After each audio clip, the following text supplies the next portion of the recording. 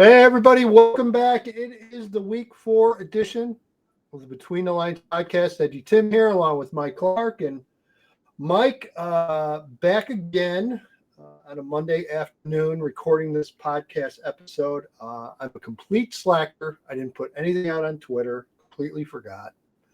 I don't know if you did or not, but I guess we'll be. I put out a very late request for questions, so. Okay, well, no worries. We'll try to remember next week. So we're a third done with the regular season. Before we get into breaking down our games and what have you, is there anything, one or two things that maybe stand out to you with 3 weeks in the books? Is there any type of storyline building or any kind of real surprises that people need to know about? Because I was trying to wrap my head around this a little bit this afternoon, and going back, like I'm sure you do as well, look at the results and standings, and it's to me right now, Mike, and everything I've seen, I think there's maybe 3 or 4, maybe 5 really good teams, and so far, Mike, everyone else, not sure what you're seeing. Yeah, I mean, I think everybody would agree that Mount Carmel and Lincoln Way East, in whatever order, are clearly the best. After that, there's probably another tier. Loyola, Maine South, Glenbard West, Downers North, there's NAS. Yeah, Fremd.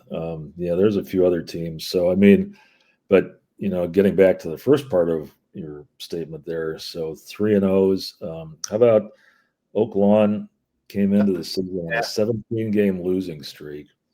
They're 3-0, beat Shepherd 28-27 on Friday night, stopped a 2-point conversion in the closing seconds. First time their Spartans are 3-0 in more than 20 years. And Zion Benton is 3-0. You've got there's some good stories. There's no question. Another set of Spartans down in our area, Romeoville, is 3-0 for the first time since 1995. So, congrats to those teams for having some hope. And I mean, if they're 3-0 now, I'm sure that they're all looking at places to get that 4th and 5th win. So I know a name like we brought up a little bit in previous episodes, but Burlington Central people need to take for real. They're 3-0, and Coach Iosi's got a really nice team this year, so they're 3-0, and I believe they've got a really good game this week. I thought I had that in front of me. I think it's for they're hosting Prairie Ridge. So again, another huge showdown in the Fox Valley, and kind of quietly, Burlington Central sneaking their way into the title contention here. Yeah, our buddy Matt Rodewald will tell you to call them Central. I know. But no one knows in the Central. You know how many Centrals there are? I know. The rest of us will call them Burlington Central, and mainly because there are so many other Centrals around the area and around the state, and some of them are pretty good. Camp Point Central, just for an example, is one of the best teams in one day. And there are other good teams that have Central in their name, including Hinsdale Central, and there's a few others. So, but we'll get into upcoming schedules and what have you. But Mike, let's go through. I have a very short list of games to talk about this past weekend. I went to one game, and I'm a slacker. It's okay. Friday night, I went to see Brother Rice at St. Rita. Obviously very anxious to see Brother Rice. Been talking about a handful of kids from a recruiting standpoint for, King Liggins going back a couple years now, and Braylon Parks has also been in the picture for a while, along with Cameron McGee. And I tell you what, Mike, they were very impressive Friday night. 28-10 win over St. Rita. Now, to be fair, St. Rita missing senior quarterback Stephen Armbruster, who was on the sidelines, unfortunately, in street clothes, along with Walter Jones. Mike, never a good sign when the starting quarterback comes up to you and says hi and he's in street clothes. Never a good sign. Don't like No, that was a tough one for Rita for sure. Rita's got a couple of Riz played 3 really good teams so far. Yep. The Brother Rice really impressed me. We talk a lot about the guys on the defensive side. As I mentioned, the 3 previous kids. I think offensively they do some nice things as well. Really good line play. CJ Gray is a dual threat. Is it Army? Yeah, I believe he's committed to Army. Just a really talented athlete. Saw him last year, and I kind of got the sense, Mike, he was right there for a big breakout year, and I think it's happening already this year. And again, just a really, really solid team. And Jalen Green had a big game. He had 3 rushing touchdowns, and they can do a little bit of everything offensively. And like I said, that defense, Mike, it is nasty. It is like a Division I defense. Honestly, it's size, it's speed, it's just St. Rita really shut down for quite some time during that game, which doesn't happen very often. So again, I think Brother Rice, there's no question in my mind, they're one of those top teams at the very top tier, and they could be. There's no doubt they can win a state title this year in 7A for sure. Yeah, for sure. I saw them the week before against Marist, and agree with all of your points. This is kind of a year that's going to be pivotal for them. They've been kind of, Casey Quedenfeld will freely admit it. They haven't met their own standards for the last few years, and they believe that they will do that this year. So definitely a team to watch in 7A for sure. Mike, your games, I know you were out and about over the weekend. Where'd you end up going? I had an all public league weekend. On Thursday, I was out at Rockney for Prosser and Curie. It was a public league North opener. Prosser 20-14 gets the win. Prosser moved up from a lower division after winning that last year. Pretty impressive. They had a 21-play, 99-yard drive that ended with a touchdown with 4 seconds remaining, ate up more than 11 minutes of the fourth quarter. A couple of players to keep an eye on for Prosser. Trayshawn Strong had 179 rushing yards, and Prosser has a freshman quarterback named J.Q. Collins who had 3 TD passes. So just a couple of names to keep an eye on there. For Curie, they had a couple of injuries that were tough. Gabriel Taylor, the quarterback DB, went out, and Kendall Holliday, who's a tight end, defensive end, 2 key two-way players for them. They both went out with injuries. And Dream Hinton, who I had mentioned last week 1. Yeah, he had another kickoff return for a touchdown, so that's 3 this season. 2 of the better teams, I think, in basically the second tier of public league football.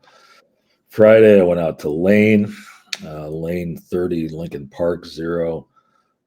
Massive crowd. The Lane side was completely full. Lincoln Park brought a lot of people too. Not really much of a surprise, obviously. Lincoln Park's not very far from Lane. So, Right. I was told that this is probably going to be not even Lane's biggest crowd of the year. They usually draw a bigger crowd for homecoming, which is coming up soon. So this was over 2,000, which is awesome. which is a pretty big crowd. Pretty good. Yeah, it's a real good crowd. Actually, it's a decent sized crowd for almost any game. But anyway, Vernon Cole, 2-way player for Lane, running back DB. 16 for 152 rushing. He had 3 TDs. They started using him a little bit in the Wildcat in the second half, and that kind of helped things take off. He also had a pick for them. He's a really good athlete, also a defending public league wrestling champ at 165. Lane is probably going to be 9-0, which is going to make them one of the top seeds in 8A. There's a few other teams in 8A that could finish 9-0. I think most of us are expecting Lincoln Way East to be 9-0. Somebody out of the West Suburban Silver could be 9-0, either Glenbard West or Lions. Fremd or Barrington, whoever wins that game, could be 9-0. So there's a few teams that could be 9-0, but not a lot. That means Lane could get a fairly favorable draw in 8A. might have a shot at maybe winning a game for the public league there. We'll be following that storyline. Hey, I got no problem going to Lane for week 1 in the playoffs for a game. No problem at all. I love that stadium. I really do. Love that area. It's a great stadium, and I usually park in the lot that is south of the school off of Western, and I drove past it on my way to the game on Friday, and it was already full. So I wound up having to park. The Fire has a youth facility a little north of Addison, a little bit west of Lane, and I had to park in one of their lots actually. So that was a good sign that their parking lots were full. But on Saturday, I was out at Gately from Morgan Park and Bulls Prep. Morgan Park, 40-0 winner.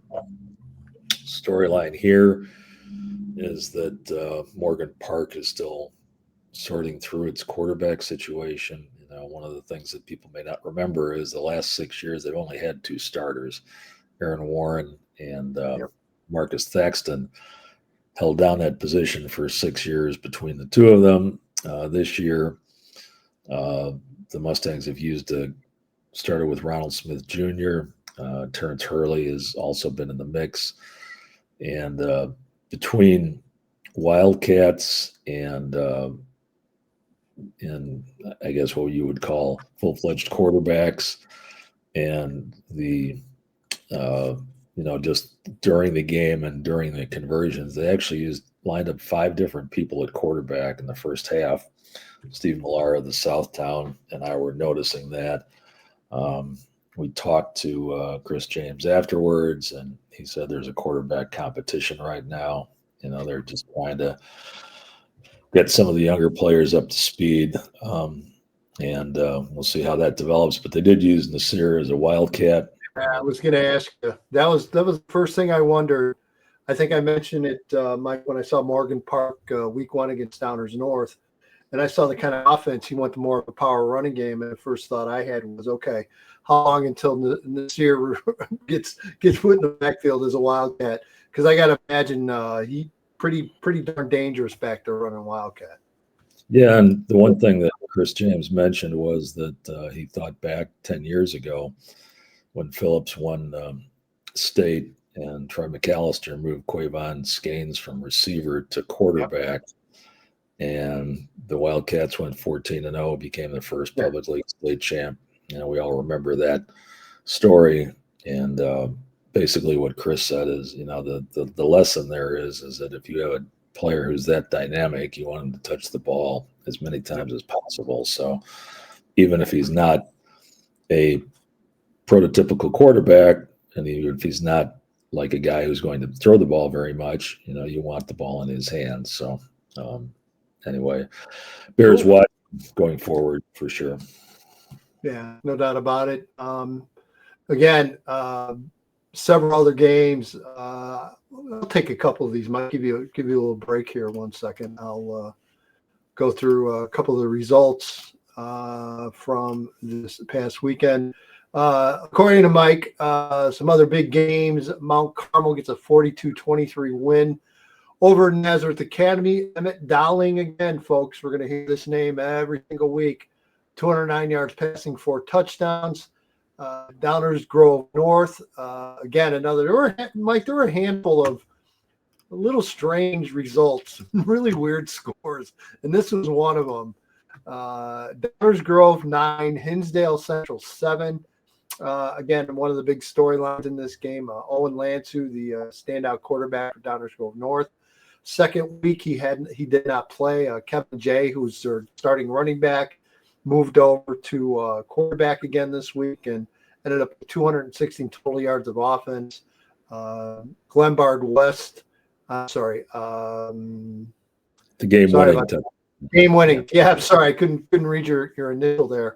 Game-winning touchdown pass. Kevin J as well. Obviously, a very good athlete there, and again, a tight score. Again, out of the West Suburban Silver, Mike. Yeah, and it bears watching to see how things develop for Owen Lansu. Hopefully, he'll be back soon. because obviously there's a lot of big games in that conference, with Downers North, Lions, Glenbard West are all undefeated right now. Hinsdale Central is right up there as well. So that's going to be interesting to see. Maine South beat Palatine 52-6. I wasn't able to track down any stats on that one, but another big That was a win. surprising score, honestly. Yeah, I mean, I would say probably too. I think, but I mean, and that again goes back to show how good Lincoln Way East is. I mean, Yeah. Maine South has got two really good wins following that running clock loss in week one. Barrington 51, Glenbrook South 31. Barrington actually was down 14-0 in that game. And Luke Tepes had 288 passing yards. I know the Glenbrook South quarterback had a lot of yards too. I wasn't able to actually track that down. But Loyola 43, St. Francis 21. And it's a little bit of a revenge game for the Ramblers since they lost to St. Francis last year in Wilmette. And kind of one of the storylines we were watching, when would Loyola go to the sophomores? Yeah. Yep. Matthew Lee, 152 passing yards, 3 touchdowns, and Jordan McKinley, 4 touchdowns. So they're two super sophomores are the guys now, apparently. And and I think Loyola is just fine with that. I think they're okay not being at the very top of the polls right now, and it just seems like, Mike, they're going to continue to roll along and get those two sophomores more playing time. And as you can see, again, a good team like St. Francis put up some really good numbers, and kind of expect that to continue the rest of the year. Yeah, just a few other notable performers I noticed looking around. Genoa Kingston quarterback Cody Cravata, 290 yards, 6 touchdowns, and a win over Winnebago. Providence quarterback Dominic Vita, another sophomore, 11-14 passing, 156, 149 rushing yards, 2 rush TDs. They beat Carmel and Trey Taylor. Izzy Abrams from Montini, quarterback, 21-31 passing, 363 total yards, 4 touchdowns, and a win over Marist. Logan Abrams is back on offense for Cary Grove, 23 carries, 175, and a touchdown and a win over McHenry. Couple of running backs from Wheaton. Max Serbic, 48 carries, 308 yards, and 3 TDs for Wheaton North. And for Wheaton South, Owen York, 20 carries, 246, and 3 touchdowns. So, we kind of thought that it looked like it was a little bit heavier on quarterbacks, as it often is, but there are a few other running backs that are kind of emerging a little bit this year too. So we'll be following that storyline also. Yeah, no question. To throw in Nick Serbic in that game, by the way, also played nose guard. So he had 48. He had 48 carries, and then also turned around and played nose guard on defense. So yeah, that's worthy of an Iron Man kind of performance, no doubt. Sure. No question. We had talked a little bit at the beginning of the show, and again, I stepped all over Mike's notes, and I apologize for that. But some notable 3-0s, and there's some really good storylines, as we mentioned, Mike, out there. I know that you mentioned Oak Lawn and the Spartans are off to a 3-0 start, which is really good. And again, I talked also about Burlington Central 3-0 playing Prairie Ridge this week, so.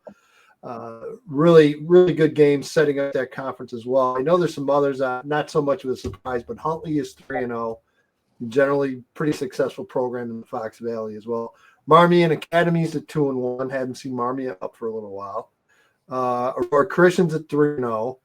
Hoffman State's 3-0, which is a little bit surprising because I think the Hawks kind of were more of a rebuild this year, lost a lot of starters to graduation. But here they are right in the thick of things. And as I mentioned, Zion Benton's at 3-0. They're at Lake Forest this week. So I think we'll get a much better handle on the Zeebies after taking on Lake Forest, who's another one, Mike, surprisingly. Lake Forest just 1-2 on the year so far. But, the Scouts obviously play a really good schedule. And then one other, Mike, that I have, I'll throw your way is Riverside Brookfield.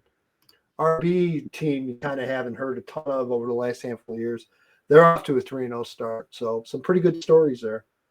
Yeah, and I guess one of the things I didn't put on our list, but 0-3s, and we have a really interesting matchup of 0-3s this coming We week. sure do, don't we? We have a Yeah. very interesting one. Go ahead. Yeah, Talk it's about it. Marist and Joliet Catholic, and it's probably a must-win for both. It's really a must-win for Joliet Catholic because Yeah. the Hilltoppers still have Mount Carmel and Nazareth on their schedule after this. And talked to our buddy the Seuss lately to see what the chances are of 4 and 5s getting in. You would think that either one of these two would be a pretty good candidate for a 4 and 5 to get in if it winds up that way. But it's we talked about it, and I will, for those of our viewers and listeners who may not have heard me go off on this one before. Fire away. So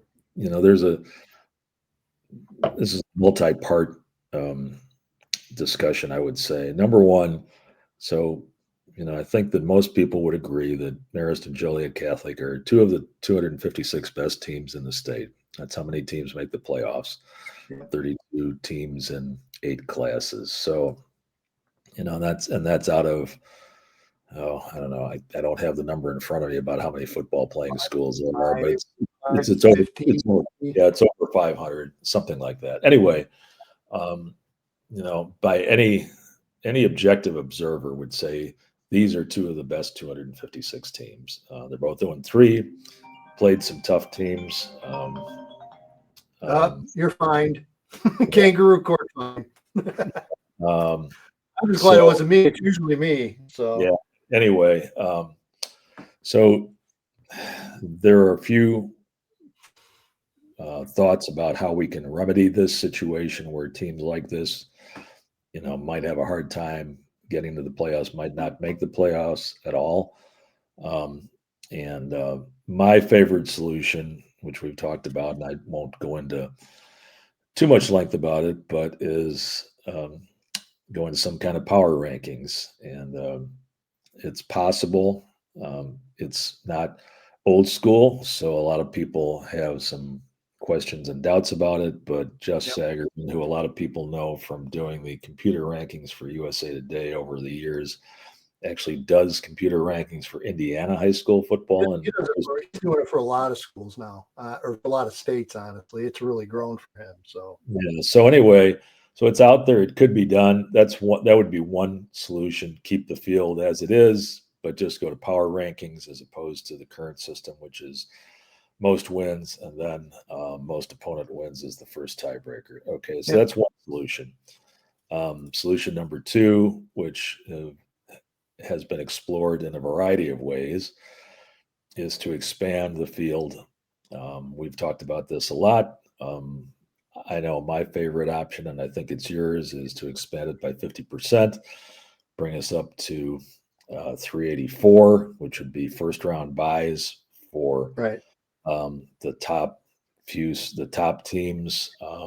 And the advantages of that would be that would get in everybody with 3 wins or above. And it would also presumably create better matchups in week 1 because you would have like a 4 versus a 5, a 3 versus a 6.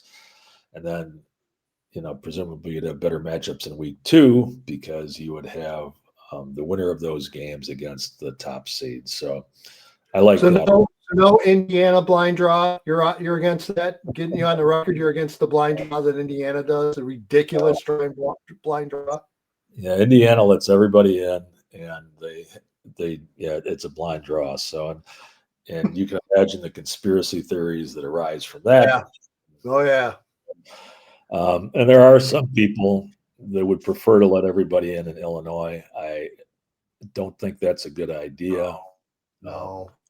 Because there are just a lot of schools that would be so physically overmatched and don't really want to play a postseason game. I just don't think it's a good idea. The 384 is the way to go. And of course, we know that there is another option that almost happened, and thank goodness didn't, which is the districts.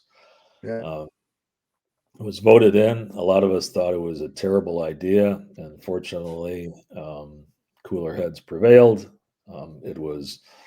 It didn't happen, but it came closer than any of these other ideas to actually happening. And Yep. I will reiterate again, my thoughts that you and I both expressed at the time.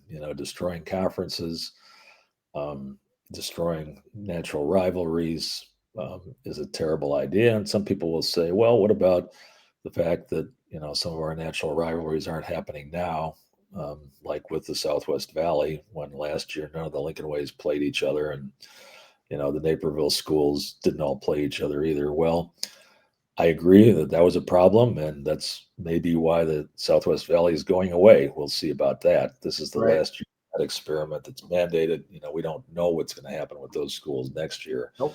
Um, Nope, not yet. So, but the one thing about we'll call it the Mike Clark expansion. Hopefully, it is somewhat of a solution for the scheduling issues that brought the whole talk about about regionals and sectionals and what have you. In the discussion, I think certainly expanding the field and 3 wins and above, it's got to make scheduling easier, right? I would think. I can't imagine that it would, because Right. if you're only chasing 3 wins, then Joliet Catholic's schedule as it stands right now is not an issue. The Right. Hilltoppers will win 3 games. But they've got it. At least there's a bar. It's a very low bar, but at least there's still a bar. You still have to win 3. Yeah, and I mean, and I think that there's certainly 3-win teams that are not great. Obviously, Right. There are going to be 3-win teams that are pretty competitive too. So there are 5 and 4s that are not great. We see it every year. So. Yeah, that's true. And I mean, and so the other thing that if you did go to let everybody in, you'd also have to deal with the fact that there's a certain number of public league teams that have never been in the playoffs. It used to be called the Intercity. Now it's the Blue Division. And these are basically, a lot of them are very small schools. A lot of them are schools that have transitioned from JV programs to varsity after starting up football. And they have chronic numbers issues. I mean, it's just not. You definitely don't want those teams in, no matter what. No. If you did go to a more expansive field than 384, there'd still be probably, just in the public league, I want to say there's like 30, 32, somewhere in that range of schools that still probably wouldn't be in no matter what. Because one of the things that I don't know that people realize is that the public league gets to determine additional rules regarding who gets into the playoffs above and beyond what the IHSA has. Right. For example, in the top 3 public league divisions, which are this year called the Metro, and then the North and the South. So that's the top 16 are in the Metro, and then the North and the South are the next tier.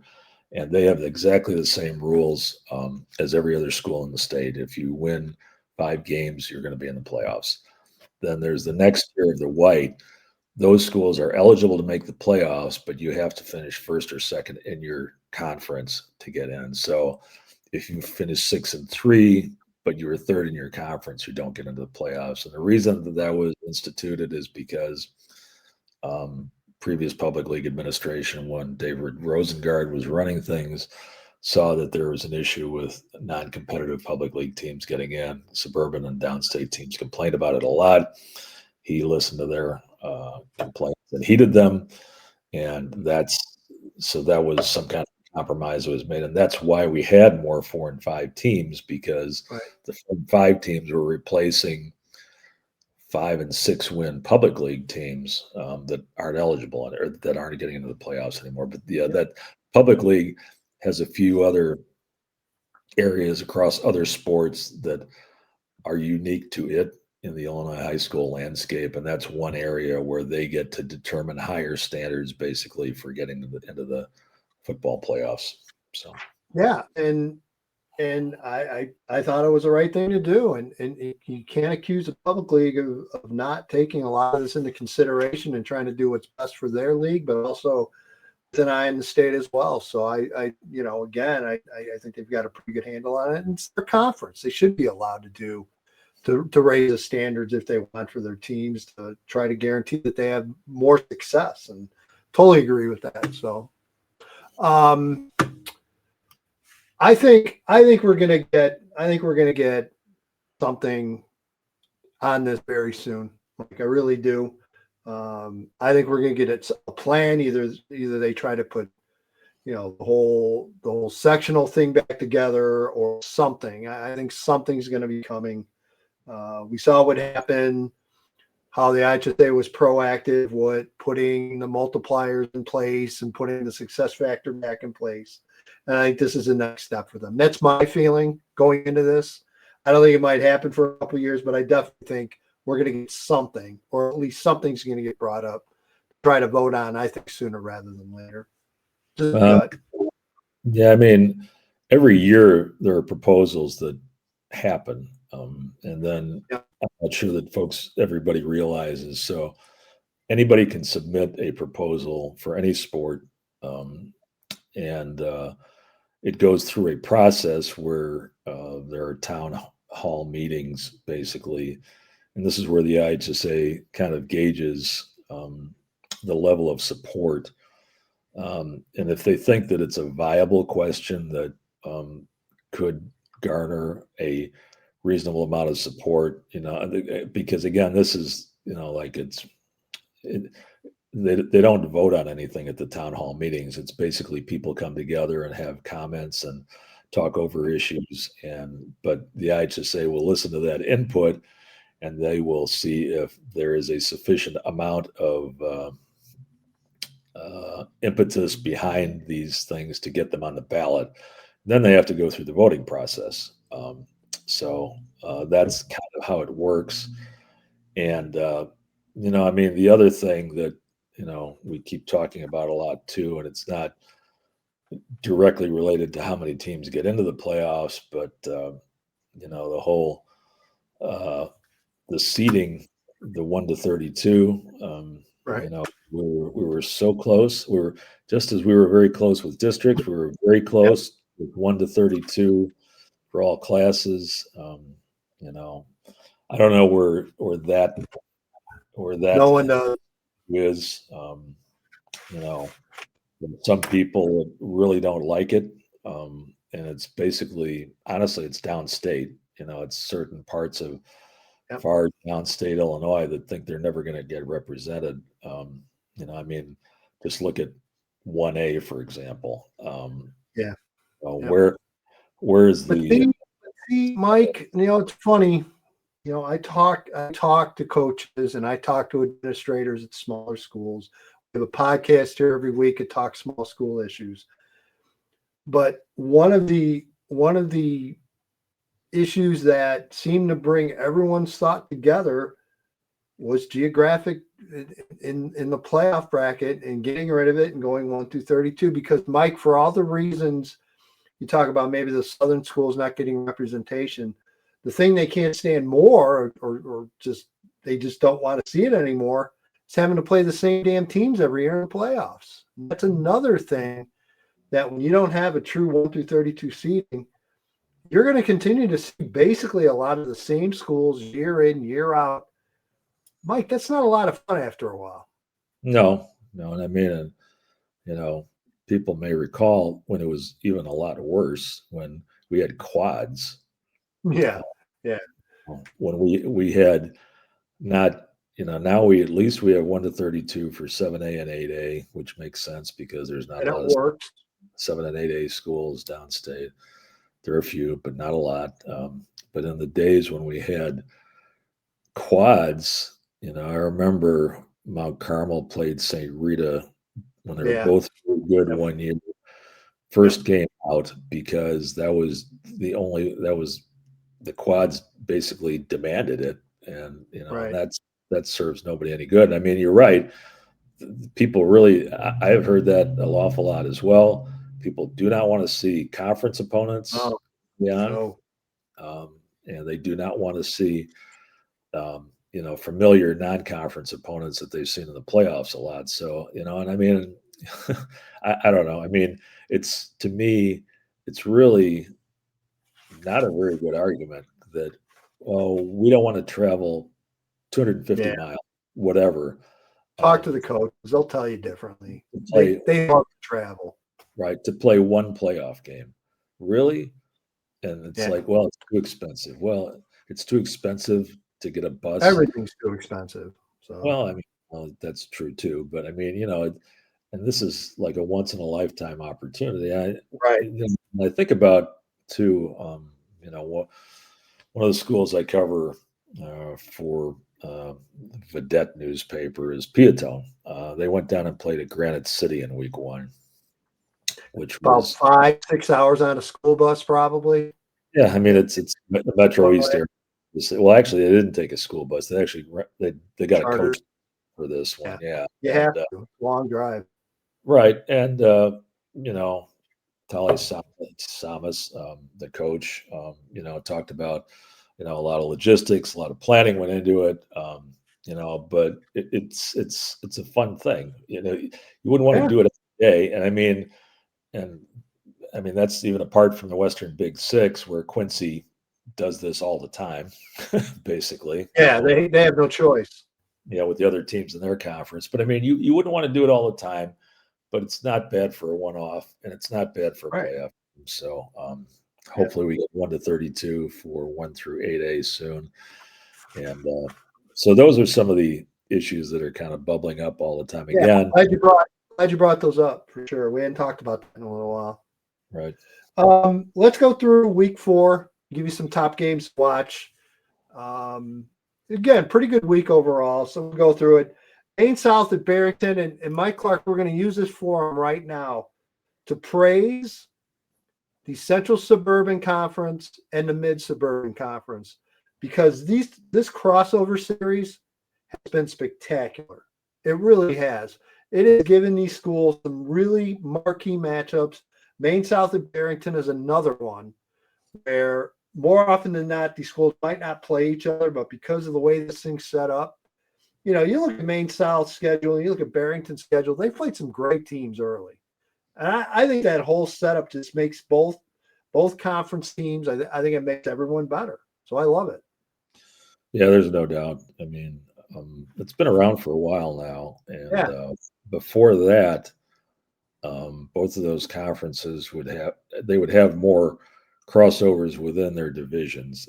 That's what these games replaced, divisional crossovers, and there's still some of that involved, but not as much as there used to be. The coaches I talk to love it. So all of the teams are all pretty close to each other. I mean, I'm trying to think. The longest drive in that might be from Wheeling to maybe Barrington, possibly. I don't know. I mean, there's not, there aren't a lot of long bus rides, for those are two conferences that are right next to each other, mostly competitive big schools. Especially the MSL West has been very good in recent years. The CSL South has been pretty good too. Glenbrook South, we mentioned, is a little bit up this year. They're actually hosting Palatine this week, and then another one coming out of those two matchups, Fremd at New Trier. So again, just 3 great non-conference crossover games because of it. Yeah, and I mean, and obviously that's what that's what the Southwest Valley was supposed to be, because they're not in as close proximity as the MSL and the CSL, but they're not that far. Doable. Yeah, they're not that far away. I mean, other than DeKalb, obviously, DeKalb is the geographic outlier. And on the flip side of that, Bradley as well in the South. Yeah. Bradley's always yeah, I mean, it's still not too bad, and I know, and going back to that issue, it's like it's going to be really interesting to see what happens. Because from what you're telling me, you're hearing from a lot of people that they don't want to continue this experiment, and you know, it feels like it'd be less of an issue for the old Southwest Suburban.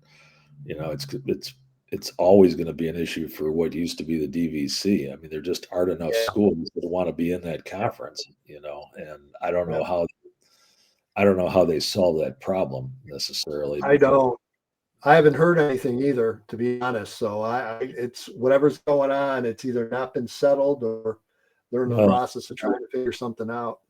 yeah, maybe what they'll do is they just might extend it, on a short-term basis. I mean, if they have to extend it from year to year, maybe they do that. I mean, the other thing, I don't know if you remember this one. There was another short-term one. The what used to be the Metro Suburban with RB, Ridgewood, Elmwood Park, and Fenton. I don't know if you remember. Right. They had a Yep. 1 year scheduling agreement with the Southland. Yeah, I do remember that because I think it was like one of the matches was like Rich South or something. You just looked at it and go, "Wow, Yeah, how did that come about?" yeah, but I mean, that was a situation where the both of them did not have enough teams to make Yeah. it work. But by by having a scheduling alliance without merging, but just having a scheduling alliance like the CSL and MSL do, they were able to work it out. And maybe there's some way that they can, because geographically, the conference that would make sense is to do something with the Southwest Prairie, but I don't know that a lot of those Southwest Prairie teams want to have anything to do with the Southwest Suburban. Honestly, no, not really. The only ones, Mike, the only ones that I think, and I've heard their name thrown around, and it's never really come out, but the Oswego's been a very popular target for a while now. Yeah. That the DVC would love to get both Oswego East and Oswego into a conference with them, but again, I haven't heard one way or the other whether it's been receptive or if Oswego has shut it down. I have no idea, but geographically, I think people are kind of throwing darts at a map and trying to figure these things out sometimes. So, so again, we mentioned the 3 games, the crossovers between the mid suburban, central suburban. Those are terrific. Mike, Kankakee, the K's on the road at Normal Community. Kankakee has played a very, very tough schedule this year. This game will be another one. Normal state-ranked team, I believe, in 7A. Yeah, the Caves played 2 really good teams out of the gate in Naz and Lincoln Way East. They had kind of a breather last week with their conference opener. I think they put up 82.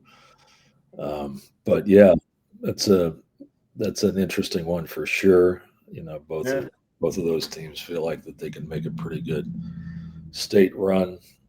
Normal. I think, Mike, I'm willing to bet you get past week 2 and you have openings for non-conference. You're going to take anything you can get, and this has the feeling of, yeah, we'll do it. They're good, we're good, let's play it. But again, you don't pass up those mid-season, late season non-conference openings. You got to fill them. And this one, obviously, you'd rather see these 2 play than not play. Yeah, I mean, the other conference that had some issues was the Illinois Central 8 when Lyle dropped their varsity program. I know that there's one really good matchup. Is somebody playing Williamsville? I can't remember who. I think somebody in the ice is playing Williamsville, which is, of course, a really good downstate team. Yeah. But take a look. 1 sec. Yeah, but that's hey, here's a game here. I'll throw this one at you while I stall for time to pull it up. A game that I don't think is getting a ton of pub, and it should. 3-0 Lincoln Way Central at 3-0 Lincoln Way West. Well, there you go. I mean, there are 3 really good football programs in New Lenox, as we know. 2 of them have played already. Providence and Lincoln Way Central already played. And it's great. And I railed on this last year. I ranted about it last year that Lincoln Way East didn't play either of the other Lincoln Ways, which I don't get that from a financial standpoint. Number one, it's like, you not want to have the gate that you would have for all 3 Lincoln Ways should play each other every year. I mean, period. That's, they're all good enough. They're not going to be on the borderline of 4-5 or 5-4. I mean, they're all going to have enough wins to win in the playoffs. The community wants it.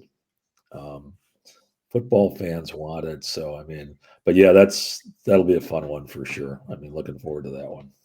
Yeah, I'm not having any luck right now at Oh, Williamsville. okay. Am I wrong about that? Okay. Well, I thought that somebody picked up Williamsville. I can't It remember. very well could have. So again, I'll tell you right now, Mike, that's going to be my Friday game, Lincoln Way Central, Lincoln Way West. So I'm excited about that one. It's again, as I mentioned, the big game in the area that we both live in the Joliet area, Right. for sure. Catholic Blue play begins. You've got Loyola on the road at Brother Rice. As I mentioned, got a chance to see Rice. Great matchup early on, no doubt about it. That'll be a great game. Handful of others. You've got Wheaton-Warrenville South at Geneva. Geneva at 1-2, almost not necessarily a must win, but you really want to win kind of deal. And Wheaton South off to a 2-1 start. We mentioned earlier Prairie Ridge at Burlington Central, both undefeated going into this game out of the Fox Valley. Again, looking at, I mentioned Zion Benton at 3-0 at Lake Forest is an intriguing game. Another CCL conference game, NAS at Immaculate Conception. IC is 3-0, I believe, on the year. So a nice matchup there. You brought up earlier 0-3 Joliet Catholic at 0-3 Marist. Sounds really wrong. Something's really wrong with that one. Providence Catholic, big win over Carmel and Trey Taylor last week. They're on the road at Niles Notre Dame. I believe Niles is 2-1, 3-0. They're off to a good start. I know they won a couple of games, come from behind, win a couple of games here. Let me see. They're off to a good start for sure. The Downs are. Yeah. Yes. They lost to St. Lawrence on Friday. They lost there you 15 go. To St. Lawrence. St. Lawrence is 3-0 also under Pat Swanson, who came over from Mount Carmel, part of the Mount Carmel coaching tree, and kind of an interesting. And I talked to him last week too. St. Lawrence is going with two quarterbacks deliberately. It's not because they don't think they have one. It's because they think they have two, basically. One and a one day they have both the quarterbacks do some things better than the other one. And the other thing that Pat said too is that there are two running backs. One of them is Corey Less, who's going to Louisville to play baseball. Is all of their guys are a lot of their guys are two-way guys, and they basically don't really want to have anybody run 20, 25 times. Maybe even 15 makes times. sense. They like having guys who have like 8 to 10 to 12 carries a game, keeping them fresh and doing some different things. But St. Lawrence is off to a 3-0 start. They're kind of an interesting team too. I'll mention them real quick. Go ahead. They opened with King, 19-0 win, and King is moved up to the top level of public league this year. The Jaguars have a massive offensive line, really big defensive line too. So that was a good win. And then St. Lawrence beat Evanston, which of course Miles Osei, the former Kankakee coach, is in his first season. They're pretty big too. Not even quite as big as King actually, but for St. Lawrence to get a win over an 8A team, decent 8A program, it was pretty good. St. Lawrence is a team much. I'd kind of forgotten they were in 4A last few years, and I was reminded that they're actually in 7A this year. So, that's a heck of a jump, no doubt about it. Yeah, St. Lawrence and DePaul Prep both went from 4A to 7A this year. Yeah, crazy. Wow. That's sticking to the Catholic League schedule again, Fenwick at Montini, the game there for sure. Two very good teams this season. West Suburban Silver, Downers Grove North at Glenbard West on Saturday. A couple of good games on Saturday, and then also Hinsdale Central on the road at Lions. Lions always plays that homecoming game on Saturday, and well, Mike, I think that's where I'm going to go. So I will go out to Lions again and see the Lions and Hinsdale Central up close. I already saw Glenbard West and Downers North. And again, that's I know was it Michael Bryan might have had a blurb about, will either team have a starting quarterback in this game? Glenbard West playing their backup, A.J. Rayford, dinged up a little bit, hasn't played the last week or two. And then we mentioned Owen Lansue for Downers North going into week 2 now without having played yet, and trying to recover from an injury. So, yeah, couple of really good Saturday games. If you need to get out on a Saturday and go see a game, go to the Western Burbs. Well, so you will not just have one game this week, then, is what you're telling me. Too. Absolutely. I don't think there'll be another week. I'll have at minimum 2 games. It'll be more than 2, but yeah. So I enjoyed my 1 game week, and that's it. Back on the grind, Mike. You know that. So fair enough. Anything else? Anything else you got to get out there? I don't think so. It's going to be another hot weekend. It looks like, and it looks like it's might rain on Friday too. So start hydrating now. Yeah. Don't do it Thursday. Start now. Yeah, I'm not crazy about rain games for football. Me neither. It's been a while since I've had one where there was like real rain. That the Cary Grove game in week 1, we had a little bit right at the beginning, and then it stopped. Yep. But I actually would. Well, okay. I'll say this. The last really bad rain game I saw was Cary Grove, Prairie Ridge in the pandemic year in that spring. It was, and of course, with Cary with the grass field, of course, too. So that was a fun one. I was out there with Joe Stevenson, everyone's out with Joe Stevenson if you go to that game. Well, that's true. And I think actually Kyle Neighbors was out too because it was such a big game for their area. But I mean, you remember that was one of the more miserable games I've seen in the last probably 2 years because it was pouring the entire game. It wasn't sprinkling, it wasn't drizzling, it wasn't lightly raining. It was pouring from the entire game. And of course, those 2 teams, it's like, bring it on. We'll just hand it off to the fullback 40 times. So it's going to change. It's going to change starting next year, right? We started talking about that. I can't remember which one, but they're starting their turf installation starting next year. I believe it's Prairie Ridge. I think is getting it first, but all of those Crystal Lake schools in that district, high schools are getting turf. So mud games are going to go away. All right. Anyway, but that's all I have. Go out, see a game, and we'll see you next week. Do that. I promise we will get your questions earlier next week. That's my bad. So I will. That offsets Mike's kangaroo court fine for having his phone on. So it's a wash. We're all good. All right. For Mike Clark, EDGYTIM, thanks everybody. Have a great week. Go see a game and yada yada yada. See ya.